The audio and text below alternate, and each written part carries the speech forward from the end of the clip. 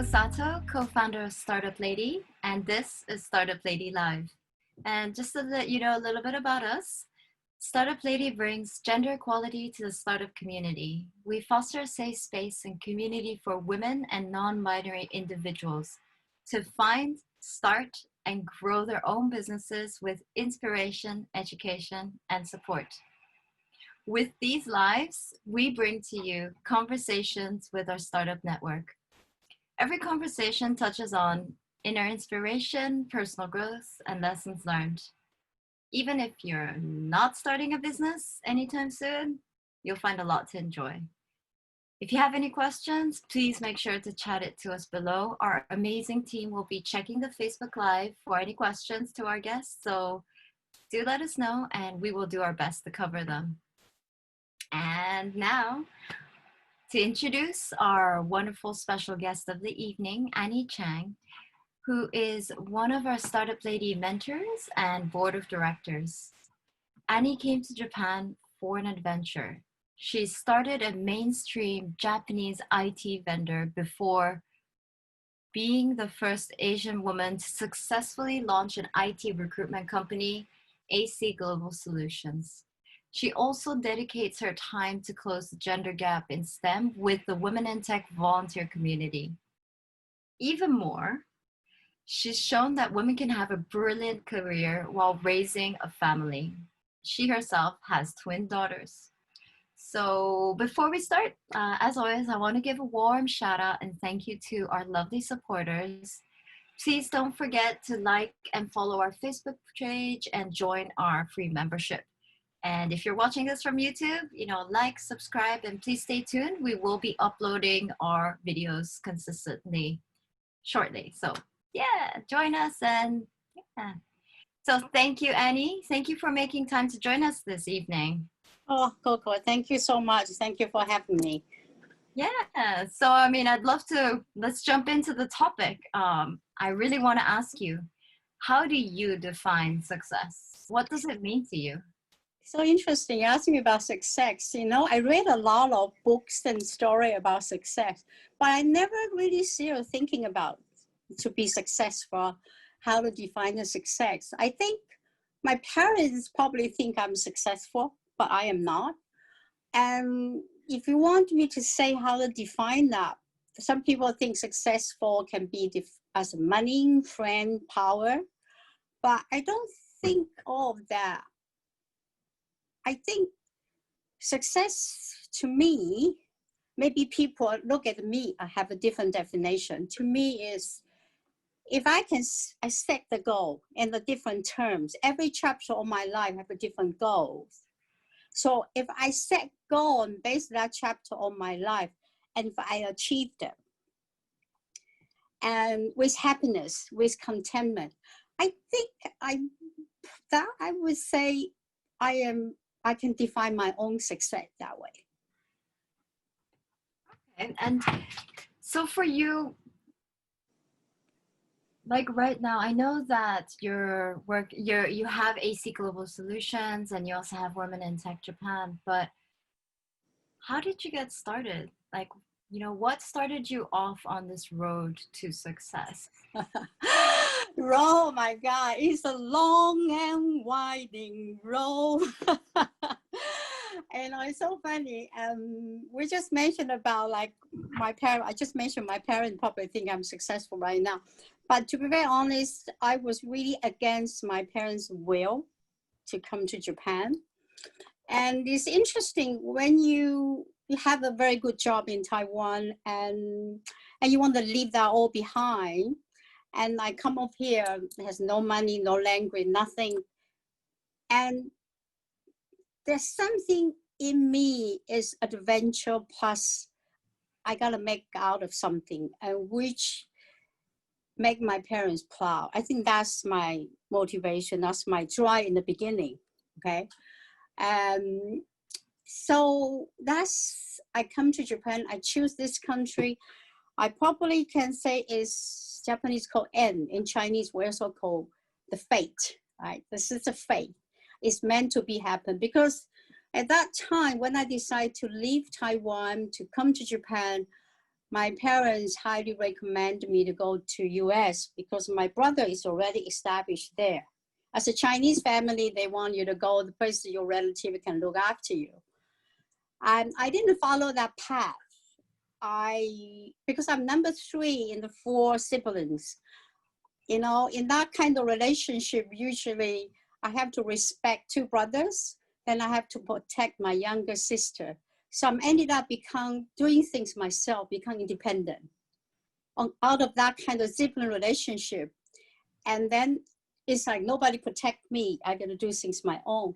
So I rang off home. I don't want to depend my brother. I come to Japan. So that's my adventure. And then how I starting off, but because I made my own choice, so I want to make it work. That's why then later on, I worked very hard to achieve that. So before we kind of get into more of the details on that, I'm really curious, like what it would be like. Does the definition of success change, especially when you have siblings? That's technically like having rivals from the moment that you're born. Yes, that's why I feel having siblings wonderful. You learn the relationships when you are little. So I often feel sorry for a person who is one child. Maybe they have more better environment because the parents can spend all the money time with the one child.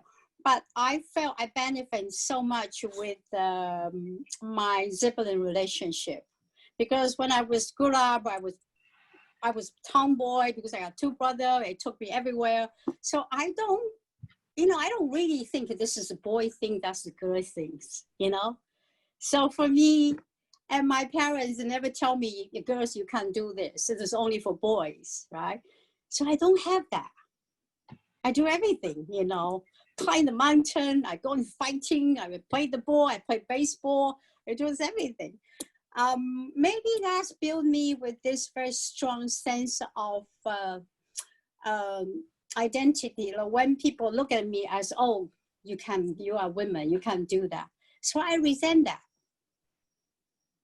So I think the environment, how we brought up, is important.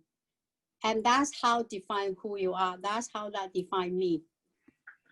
So your siblings definitely added to Yes. your Yes. success. Right. I think so too. That's great. And are you still closely in touch with them at this time? I'm still closely in touch with my brother and my sister. But I want to share one story because my families are very much, everybody is very academic. I'm the only person who sort of like left home, do my own things, start my own business. I think that probably is going to go back when I was 9 years old. My parents didn't have any money. I love those beautiful movie magazines. They got beautiful women, So I love reading books. I always go to bookstores. I stand up and read the books. We don't have money to buy it. But I told my mom, I said, I really want to have that magazine. I want to look at that beautiful woman. I want to put it in my bag. I can look at it again and again. My mother says, it's so expensive. We can't afford it. And I said, I really, really want it. And she said, you really, really, really want it? I said, yes. And she come up with this idea. So, okay, while I was 9 years old, she said, why don't you wash everybody's clothes for months? And if you finish the task, and you will get it. And those days when at home, we were using this like wood with a line like that. And you wash clothes like this, you see? It's not a washing machine. We're using, we call ita. And then I said, okay, I'll do it. It was so hard. And sometimes I just said, well, I'm going to forget about the magazine. I don't want to wash the clothes again. But I did. I finished in 30 days. And I finished my task. Next day, I got the magazine in my hand.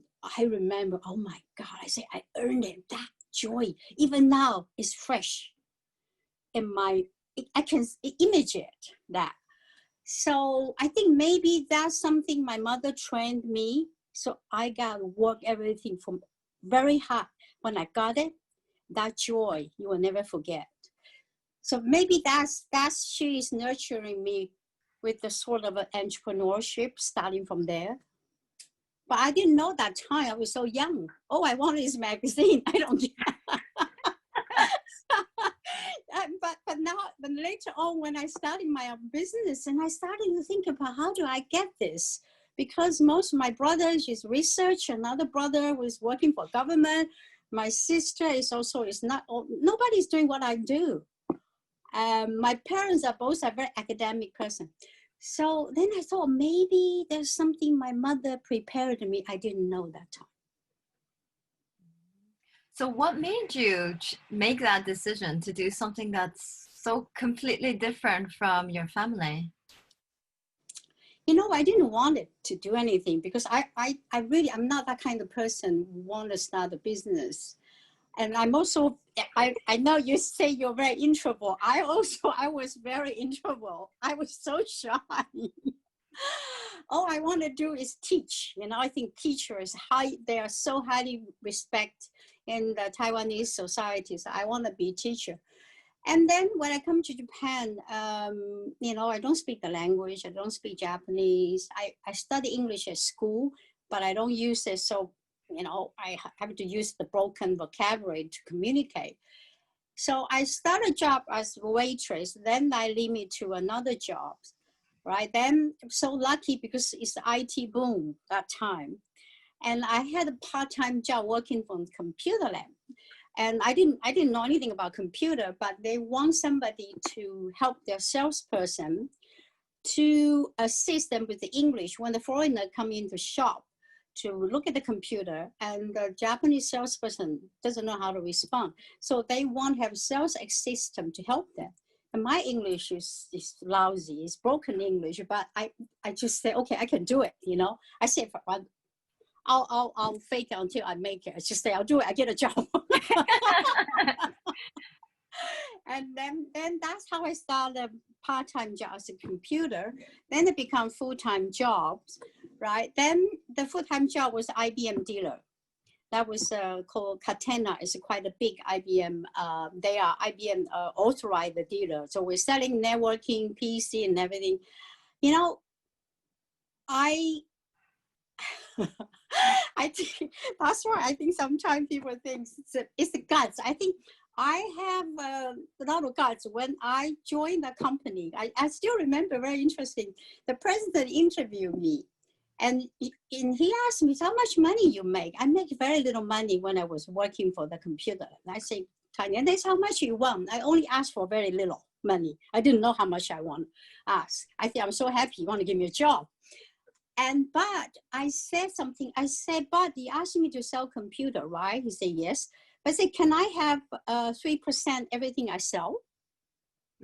And because I thought, you want me to sell? If I sell more, company make money, I won't get something out of it. So I have that idea.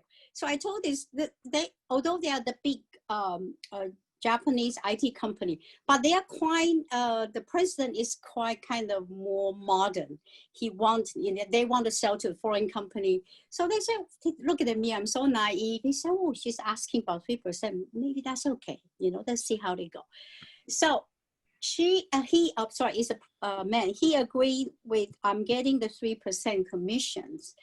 And then I remember about 6 months later, the president invited me to the top of Imperial Hotel. Those days was a French restaurant, very fancy. I feel like so happy. I must be doing the great job, you know. That's why the president treating me. You know what happened? I didn't realize I was selling so much because it's also the timing was good. So then he wanted to negotiate the contract. He said, no way. This little girl is making too much money. And so, and he said, no way, we have to change it. But I say, okay.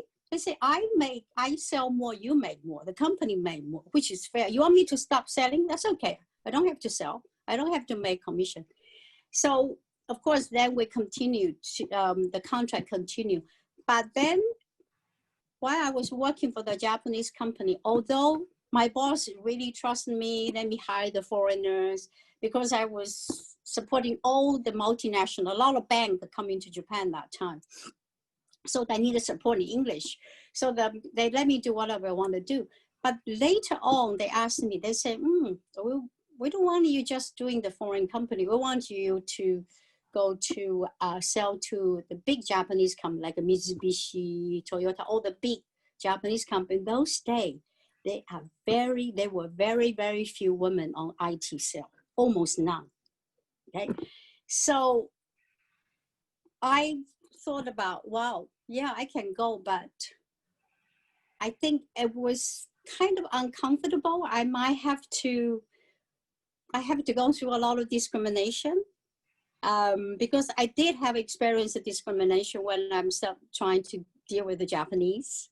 So that's why I decided, what should I do? You know, shall I maybe find another job, or should I, doing something else? Interesting is that I have a very good client, and he's very supportive. And I went to him. I said, well, what do you think? I'm in this crossing road. He said, you start your own business. He's the one who told me. He said, you start your own business. I said, oh, what's this? You think I can? And he said, yeah, you can. And you know what? I said, wow, if I started my business, he would be my first client. Okay, so I went to China. With those days, I wasn't not allowed to went to China because my Taiwanese passport, but I got something like embassy help me out. So I went to China by myself, really to think over what should I do. And then I come back, I decided maybe let's just give a go. And so I started my own business. So you just started like that? One person? No, it was very difficult because those days you gotta have 10 million yen to start the KK. Secondly, you have to hire 2 Japanese employees to sponsor me visa. Otherwise, I can't stay. Mm-hmm. So there are a lot more difficult than now. And as a woman, even harder, because I remember I went to the bank, Mitsubishi Bank. I was only in my 30s, really early. And I walk in, they saw I'm Japanese. They asked me 3 questions. They said, are you Japanese? I said, no. Oh, they say, you must have a Japanese husband. I said, no, I'm single. I was single that time. And the 3rd question goes to, oh, you're from Taiwan. So your parents must have some collateral or something. They think I'm rich Taiwanese. Parents send me over here. They have a land or house and everything. And I said, no, I don't have anything. Then they didn't want to talk to me. So I can't get funding to start a KK. And so that's why I started as a YK those days. Now I think you have a different kind of way of starting business. Even you can start a business like, I think maybe Ijian or something, if you have a good business model. Those days you really need money and you need people to support you to rent your office. I don't have the money. Nobody want to rent me an office. I'm an Asian woman. So that's why I realized, not just me, I think that it must be so hard also for Japanese women and foreign women to start a business in Japan. That's true. And I'm just wondering, like, you seem to have been doing really well in sales, making money. And I know that you did get one suggestion from someone to start your own business. But didn't you feel successful at that time? You were very young. You were, a leader, a female leader at that time already. No, that time I have no confidence at all. I started my business. You know why? I just thought, give it a try. I think for me, I have this guts. I always think if I want to do something, I say, what I got to lose, right? I start with nothing. I always thinking, okay, I give it a try. If it didn't work, I know I didn't work this way. Then I try other way. And I can always go back to basic because I didn't have anything. I start with nothing. I come to Japan with nothing. So I can always go down to the bottom and you start over again. And maybe I'll get more mature. I have more experience. I have more chance to be successful if we define successful that way. That's why you asked me to define success. I think I probably would know more and more now is I have to go through many, many failure. Then I can define success. If I don't go through those failures, it's very difficult for me to define what is success. So at this point in your story, what would you have considered a failure? You mean consider failure. Let me think about, I think that's more personal. I think if today consider, I will more look at my marriage life or starting being a mother much earlier, not later. I will plan it very well. Sometimes when you're so caught into build a business, you totally forget about your personal life. And this, when you're dealing with the business world is also male dominant, and you don't want to miss your personal life with your business. Like what do you get to meet people, right? But and also I wasn't really put that into perspective. Like I have to do this as well. I was too much focused on the business. I think that I can consider maybe as a failure. If I can redo it again, I probably would also focus my personal life at the same time. But but it's difficult though. It is difficult to balance your business and your personal life. I mean, maybe you wouldn't be where you are today if that were the case. Yeah, it's very, very difficult because as a woman, it's even harder when you're dealing in the IT world, the old guys. And then for some of them, I have guys come there, Annie, I know we are in a client relationship, but, do you think it's possible we can date? Or I said, there's no way. Even though I fancy that guy, you can't. You can't do that because you gotta be professional. I have a turtleneck. And my hair is very short. I always wear the skirt really long, cover my knee. So I'm very conservative when I go into business. Now I don't care because I wear it. When the beginning, when I started business, I was so serious because I don't want people think I'm just because I'm a woman, I take advantage of that or take advantage of me. Okay. I was being very, very cautious. And, but you know what?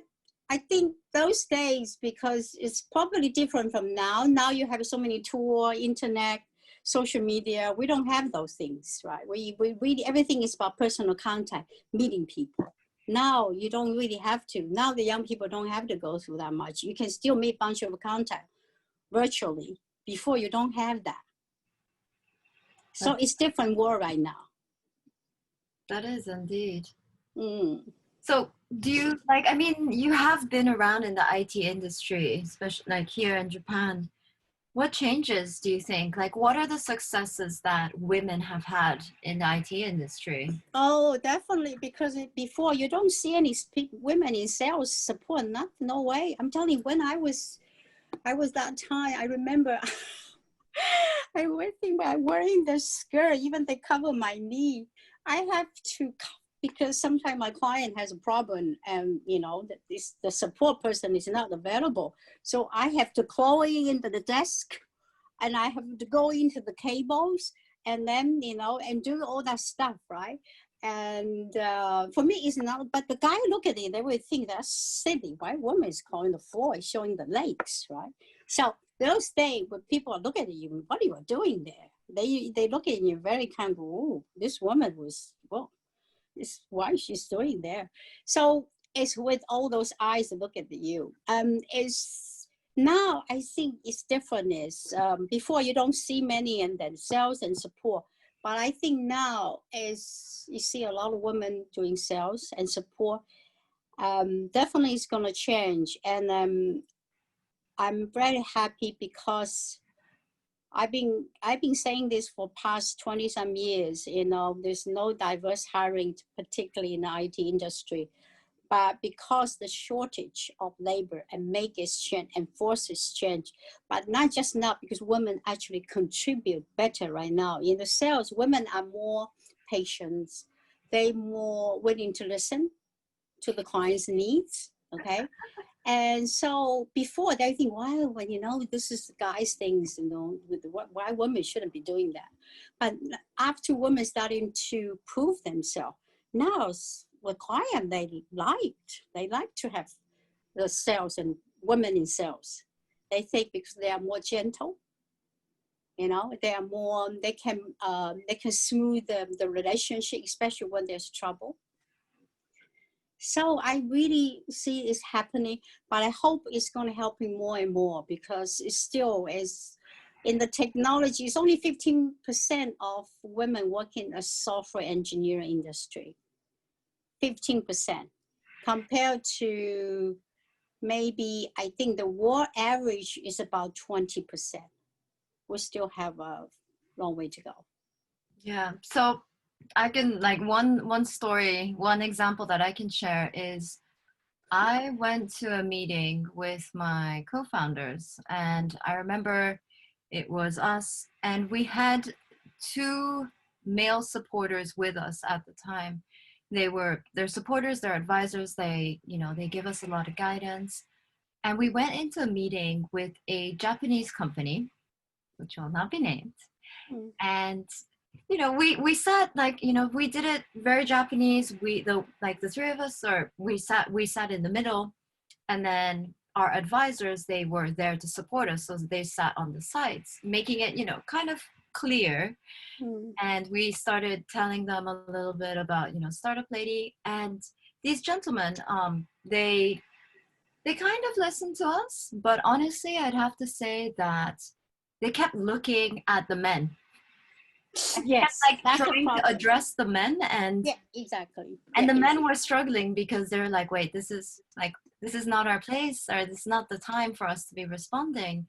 And I mean, I have experienced similar things with my co-founders, or even I remember I went to a networking event. We were invited by someone in our network. And this event was very serious. Like, all the people were like very, very majime and very Japanese style. And I can honestly say there were probably only 3 women that looked like they were there for themselves, representing themselves or their company. The rest of the women that we saw, which were also very few, they were there more like an admin or a secretary.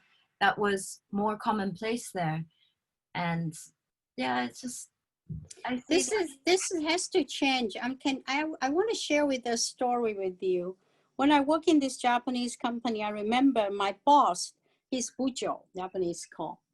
And I was actually promoted to, I think probably the first Asian woman they promote to me as a manager. So I have a man, Japanese guy work under me. I still have to make tea for him, which, yes, I did.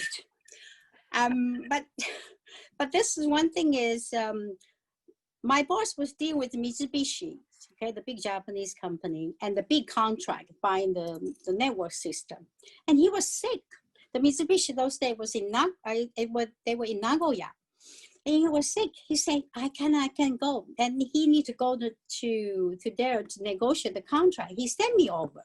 He said, Annie, you go. I really can. He's very sick. I said, how can I go? I'm the women. The big traditional Japanese, they don't want to deal with me. They will see me as a secretary. So they say, you have to go. If you don't go, we'll lose this contract. You know what? I went. On the Shinkansen, I was thinking about, was any kind of strategy I need to play? Should I play as me, or should I fake?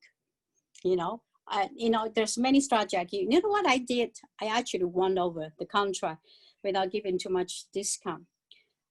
I play a weekend, because when I arrived there, they nobody want to see. There's a 5 bujo kacho kakalijo bong. They're all guys. They say, who are you? Where is your boss? They didn't want to talk to me, right? They said, why are you here? They want to send me back. And I said, please, I really played the very victim, I said, I didn't want to come here. I'm really sorry. I was almost crying. Then, so funny things is, this is how the Japanese business world is. If the women, you're too confident, they want to press you down. So for me, I played this very victim, very vulnerable, game. Was just like, please, help me. Right? So they set me down in the meeting room. All I would say is I'm apologize. I really don't know anything about. All I hear is because my boss is sick and I want to negotiate this contract. I walk away without giving too much discount. Because, the last word, what they say is, kaわいそうだから. That's what they say, the last word. All the Japanese men, because they feel sorry for me, they say, かわいそうだから. So they let me walk away with a contract. Isn't it amazing? Because I play along with that game. I remember if I would have just gone there, being so, okay, represent my boss, and I would lose. So, They would scratch me that time. So we actually have a timely question from Aki. And she's asking, how are you able to maintain motivation despite the backlashes that you've experienced? Motivation, that's a very interesting word. We all have to find our own way how to motivate ourselves. For me, I have so many moments. I just say, what I'm doing this, Annie, I just want to get back, pack, I leave. So many times. How do I keep motivation? One thing I always tell me, I made my own choice to come into Japan. I want to make my parents proud. I have to do whatever it takes. So sometimes, I have to go into the mirror, look at myself. I have to tap my face. Really, this has happened to me because I want to tell myself, like I am not me. I'm someone else. I have to hit my face sometimes. So Annie, okay, you have to be strong. You have to do this. You have to do it. That's how sometimes I have to force myself to do things. Sometimes so hard. But there must have been moments in your life where, you've mentioned that you've hit rock bottom, but how long did it last? And how did you get yourself out of it? Because once you kind of, it's like a downward spiral. It's really hard. How did you get out? I cry out loud. I lock the door. I cry. I scream. I cry. I just say, I cry. I say, I can't do this. I can't do this. I just cry everything out loud. And then I calm myself down. And I find that strength in me. I always see myself as a rubber band. That's why I love this word, English word called resilient. I don't even know what this means in the beginning. And I look at it, I look at the Chinese word. It's like you can spin back and forth like that, right?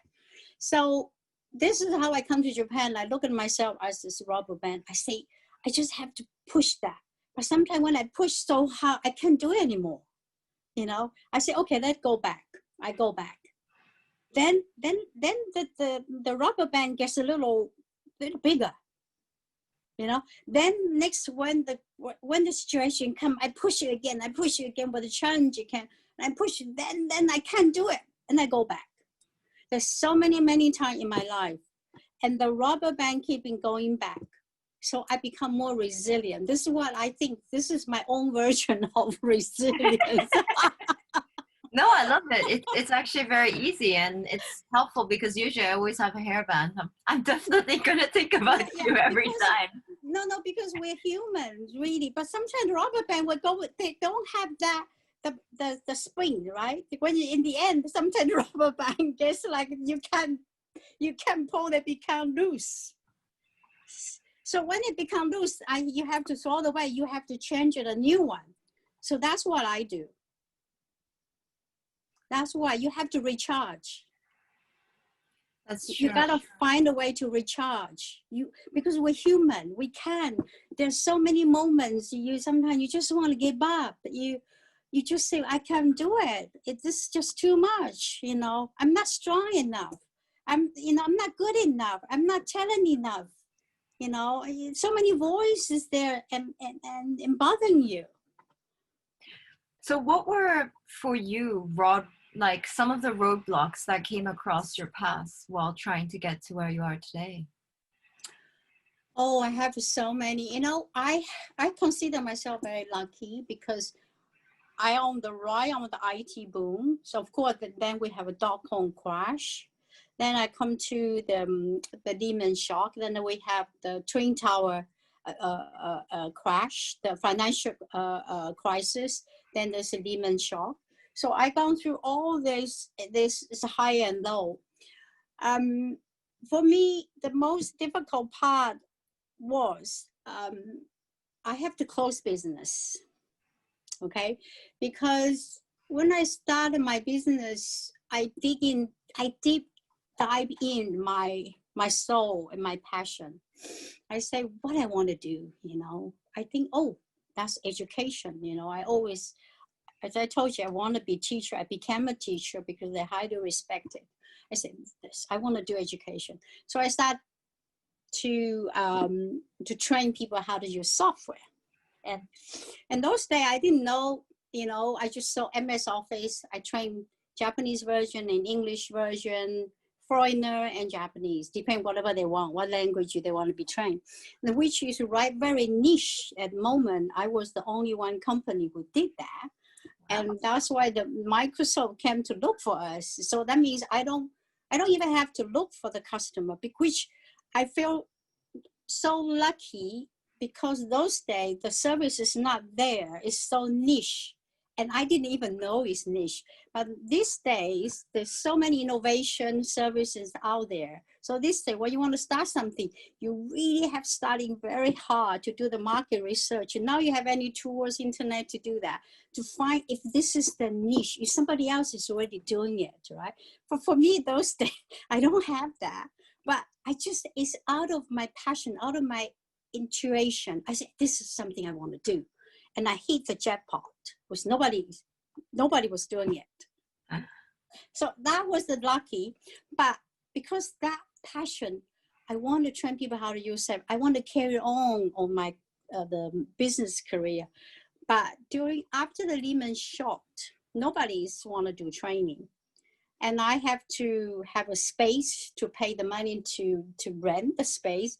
Every couple of years, I have to change a computer. Then I have to send trainer to US to training. Myself also have to go to conferences and everything to catch up with the technology. So it's a lot of investment on training, which is great business, but it's so much money you have to invest.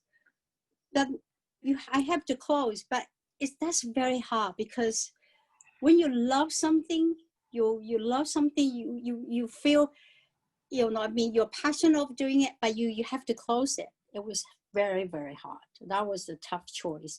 And you have to let your trainer go, you know, and I used to have quite a lot of trainer that let everybody go. It's very tough decision for me. Couldn't sleep for many nights.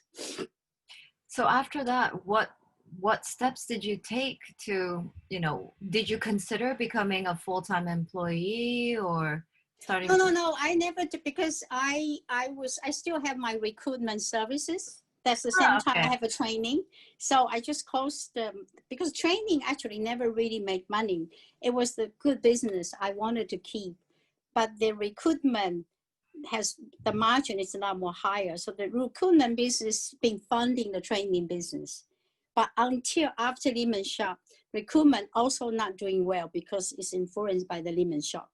So that's why I have to close the training, because the recruitment doesn't have that sufficient income to fund the training business. So that was a hard decision for me. So after I closed the training, so I keep only focus on the recruitment business. I see. And then at what point did you start Women in Tech? I started 2003, which, I'm sorry, 2013, 7 years ago. That was 7 years ago, 2013, yeah, 7 years ago, after Lehman shock. And how did you feel? Like, did you feel successful now that you were working on your recruitment company and Women in Tech?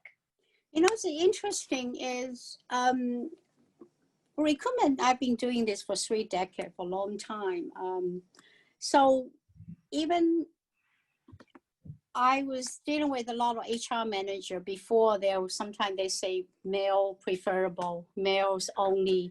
I never have any job description says female only, female preferable. Never, never. And so this is, to me, is really discrimination, particularly this is more on the technology industry. Okay, they think this job, I better have a guy than have a woman. And but those days still you can't fight with it because it's Japanese, the law is not prohibited. Now you cannot write the job description says male preferable or whatever. So I always has this kind of things like why, you know, there's so many jobs on the technology industry, why the woman is not participating, and why they still have male preferable job descriptions, you know. And for me is I always have this urge, there's something need to be done. There's, you know, the government is not doing anything. There's not many community is advocate this. And I just thought, my God, this I want to do something, but I cannot change everything, but I can change one person at a time. So that's why I invited a few women. They agree with this. So we started Women in Technology Japan is a totally volunteer group. What we want to do is just advocate and promote how important it is, you know, to bring more women into technology industry, to have more diverse hiring, to have more female technology leaders so they can be the forefront innovation. And, you know, because the diversity inclusion stimulate innovation. And without innovation, there's no hope. There's no growth. It's true. And I mean, you've been around for quite some time with women in tech. What are some roadblocks that might be hindering your progress at this time? It means from now you mean women in tech, right? Now you're asking me is, we're doing this for 7 years, okay? Because we are not NPO, we're just a volunteer group. So we just put an event together and just advocate for professional women, encouraging them to join technology industry. We go into high school and university to speak to the girls, why it's good to start in STEM. And I'm also act as a mentor for some young women if they want to study engineering or they want to get IT job, what does it look like, that I want to help them. So all this we do is really personal effort and trying to change one person at a time. But I think what I have women who comes to me say because they've been to our event, listen to what we say, they decide to become IT consultant. They starting to do something related to IT.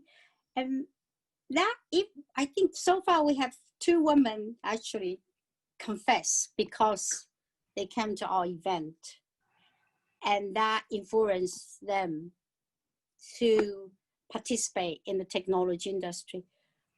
Even that, just 2 women, I'm happy. At least, you know, that's what we're trying to do. One, you know, change one person at a time. But I would like to see the percentage going up because currently we only have 14% of women in leadership role. That's not just in technology, in all industry. I want to see that move up to 30% because if women is not in the leadership role, there's not much change. We have to be in the leadership role to make the change, drastic change. Yeah. So we have a question from Keith.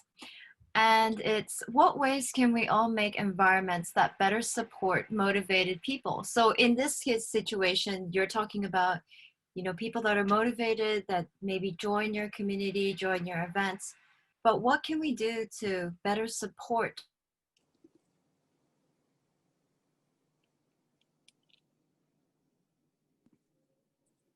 Sorry, I lost you.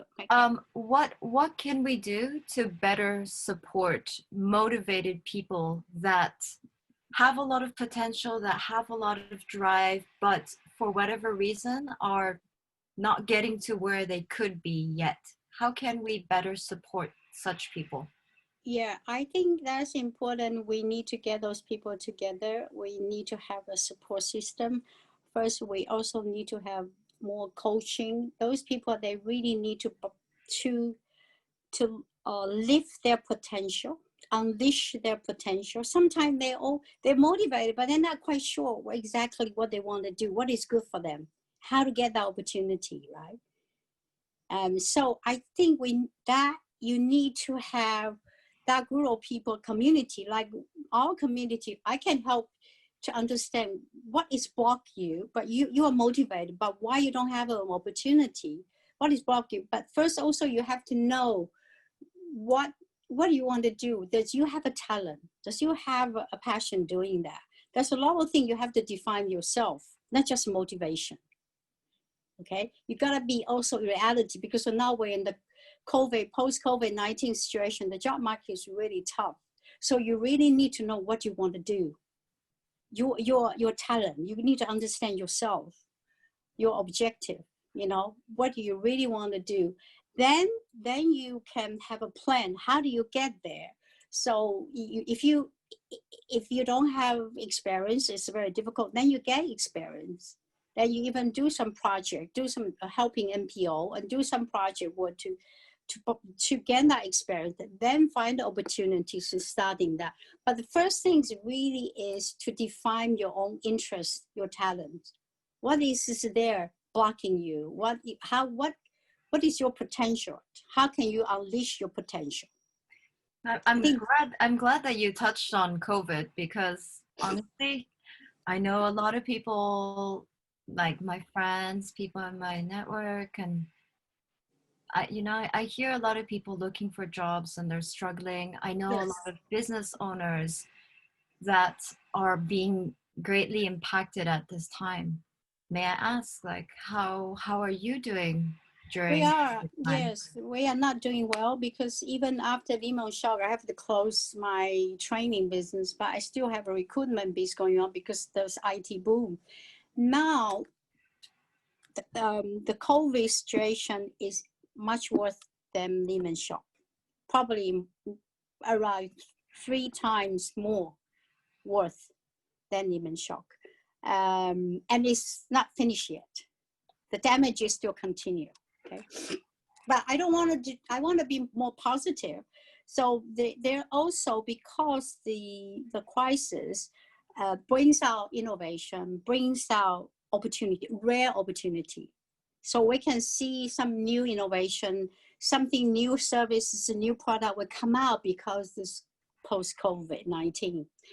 But how do we, as an individual, to actually to get a job, or to not be caught into this situation, maybe a freelancer where you don't have any freelancer work to do, where in many industries suffering, particularly women, because I've seen the single mother is the one I'm really, really feel sorry for them and sympathetic for them, because I know there are some Japanese restaurants, they deliver food free for the single mothers, because they can't even have money to buy food, because they have to stay home with their kids.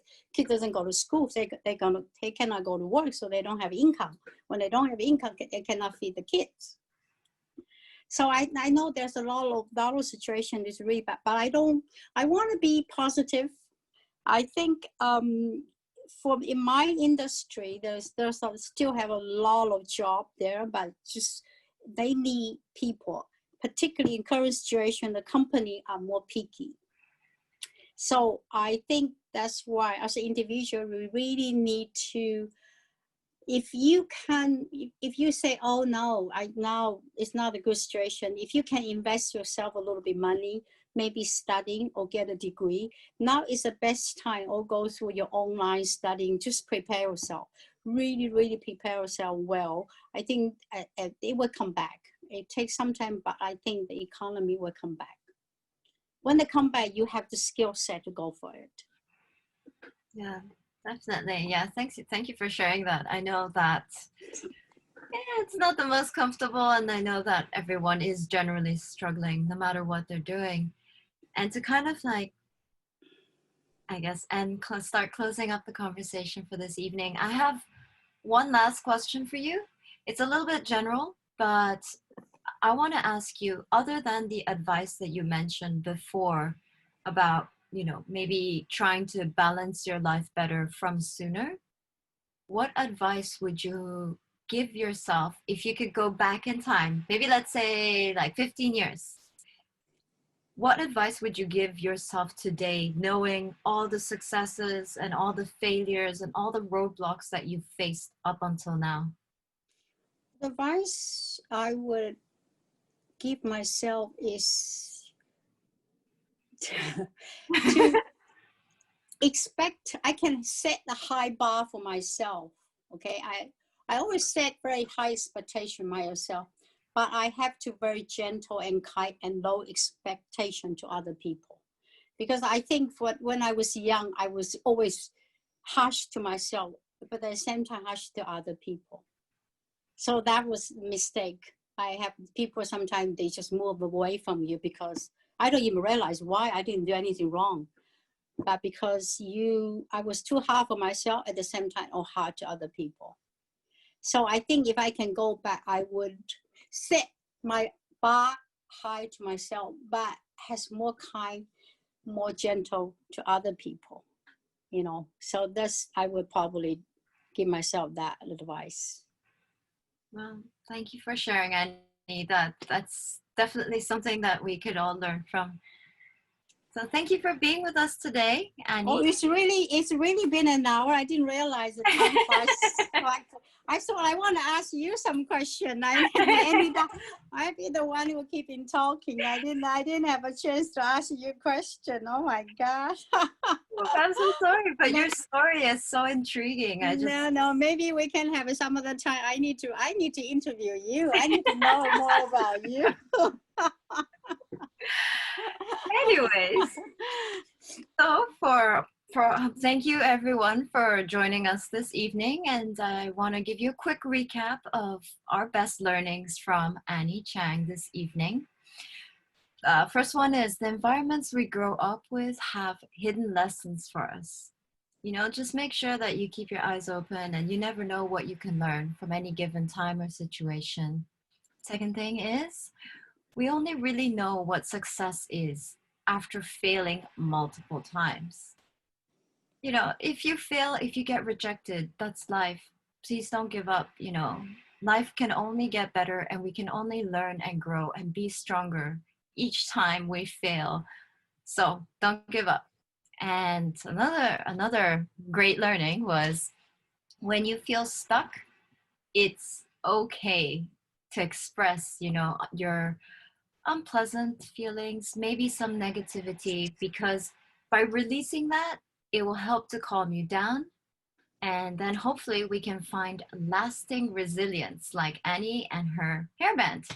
So maybe, get a hairband. I think everyone can wear one. It doesn't matter who you are. And we'll all think of Annie and that example.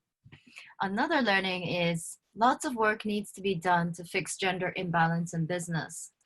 And sometimes, I've experienced it, maybe other people have experienced it. Sometimes when you feel like you're being supportive of someone, it might not be the best thing.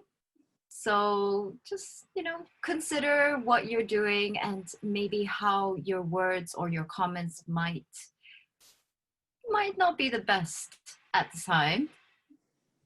And let's see. I know there's like a few more points I really want to share because they were great learnings. Oh yeah, when the time calls, invest in yourself and stay patient. I know that people are struggling at this time, just like Annie said. It might not be studying, it might be doing something else, but invest in yourself, whatever it is. You might not have the time to, take a course, but maybe, you can try and start some positive habits that will help you.